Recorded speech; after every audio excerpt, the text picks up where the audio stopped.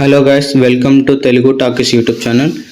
ఈ వీడియోని చివరి వరకు చూడండి, ఎందుకంటే ఈరోజు చెప్పబోయే మూవీ రివ్యూ వచ్చేసి Kingdom of the planet of the apes. ఈ మూవీ చూడడం వర్తా కాదా అనేది మీకే తెలుస్తుంది చివరి వరకు చూస్తే. సో అప్పటిలోపల మన వీడియోకి లైక్ చేసి సబ్స్క్రైబ్ చేసుకోండి. So get in to review. మీకు ఈ మూవీ అర్థం కావాలంటే మీరు ఇంతకుముందు వచ్చిన 3 మూవీస్ చూడాలి.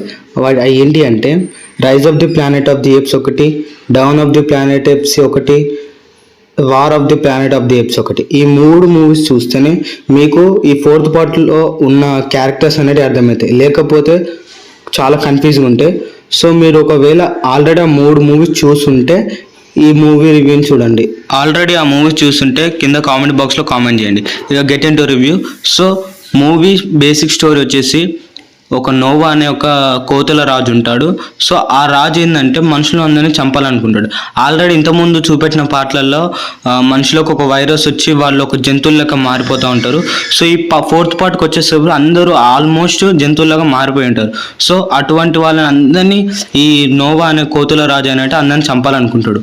సో ఇతనికి వ్యతిరేకంగా సీజర్ కొడుకు, ఆయననే ప్రోక్సిమజర్. ఈ సీజర్ అనేటోడు ఆల్రెడీ ఇంతకుముందు 3rd పార్ట్లో చనిపోయిండు. సీజర్ కూడా మనుషులకే అండగా ఉండేటోడు. సో ఈ కోతులు అనేవి ఎప్పుడు మనుషులను చంపుదామని దండయాత్రకి వెళ్ళినప్పుడల్లా సీజర్ అనేటోడు అడ్డుపడేటోడు అన్నట్టు. సో అతను ఏమవుతుందంటే 3rd పార్ట్లో చనిపోయిండు. ఇప్పుడు వాళ్ళ కొడుకు ప్రోక్సిమజర్ అనేటైనే ఈ మనుషులకి హెల్ప్ చేస్తాడు అన్నట్టు. అందులో ఒక అమ్మాయి కనపడుతుంది, ఆమెనే మోము.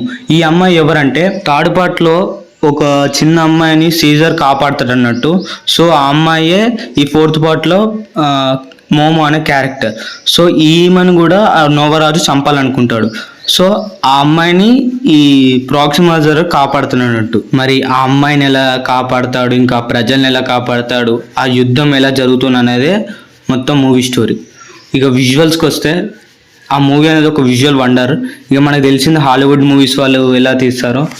So basic simple story. So మనం ఇంతకుముందు వచ్చిన 3rd పార్ట్స్ కన్నా ఇది కొంచెం బాగుందని అనిపించింది. సో స్టోరీ వర్షన్ కానీ ఇంకా ఇందులో విజువల్స్ పరంగా కానీ చాలా బాగుంది. మూవీకి నా రేటింగ్ వచ్చేసి 5కి 4. మరి మూవీ మీరు చూస్తుంటే మీకు ఎలా అనిపించిందో కామెంట్లో చెప్పండి. మా ఇన్ఫర్మేషన్ నచ్చితే లైక్ చేసి సబ్స్క్రైబ్ చేసుకోండి. Thank you.